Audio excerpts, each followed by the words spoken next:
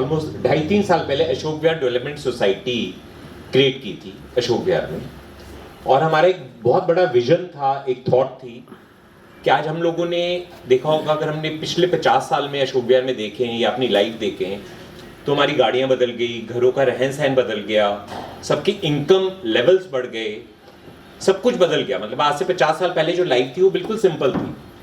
अब आज हर एक के पास एम्पल मनी है। मैं कहता हूँ स्ट्रेस ऑफ सरप्लस है। लोग कहते हैं मैं स्ट्रेस है, मैं कहता हूँ स्ट्रेस इसलिए बिकॉज आपके पास सरप्लस है।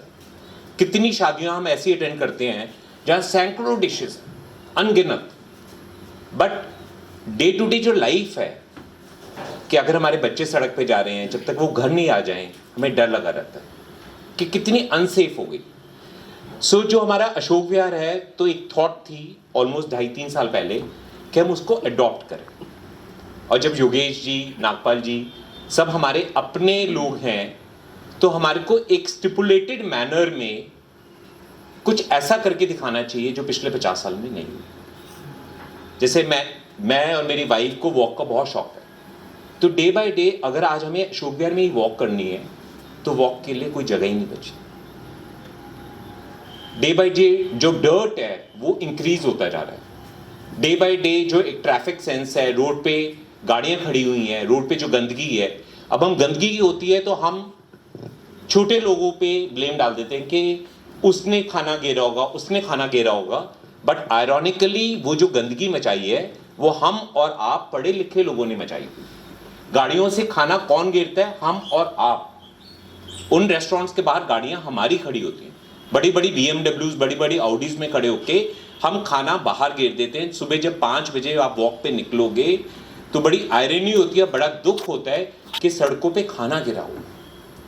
तो इन सब चीज़ों के लिए मेरी एक थॉट है कि जब योगेश जी हैं, नाउ और नेवर, अभी हम 2024 की बात कर रहे हैं, इलेक्शंस की, हम कुछ ऐसा तो करके जाएं कि आने वाली जो हमारी जनरेशन्स है, हम अपने बच्चों को हमेशा ब्लेस करते हैं, हम उन्हें कर्ज तो नहीं कर सकते। तो ये जब हम एक ही बार इस धरती पे जन्म लेते हैं, हम बोलते हैं कि हमें स्वर्ग लोक, ये लोग ना हमने देखे हैं, सब सुनी सुनाई बातें। तो यही धरती हमारी जन्मभूमि है, यही हमारा स्वर्ग है, यही सब कुछ है। तो आज जो हम कर सकते हैं हमें करना चाहिए।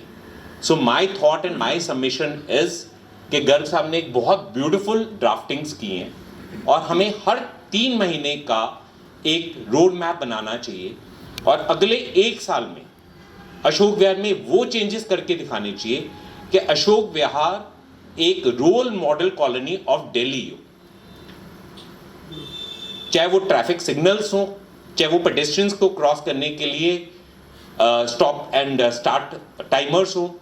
न्यू दिल्ली में सब कुछ हो रहा है। अभी भी 2023 मार्च में, कल ही मैं न्यूज़पेपर में पढ़ रहा था, G20 या कोई समिट है जिसके लिए सारा फोकस न्यू दिल्ली पे। बट हमारा नॉर्थ दिल्ली, अशोक विहार स्पेशली, अगर हम सेंट्रल मार्केट जाएं, एक ही मार्केट है, बट उस मार्केट की इतनी खराब हालत हो गई। सो माई मतलब ट्रू सबमिशन है कि ये हमें करना चाहिए और ये हम आपके साथ हैं।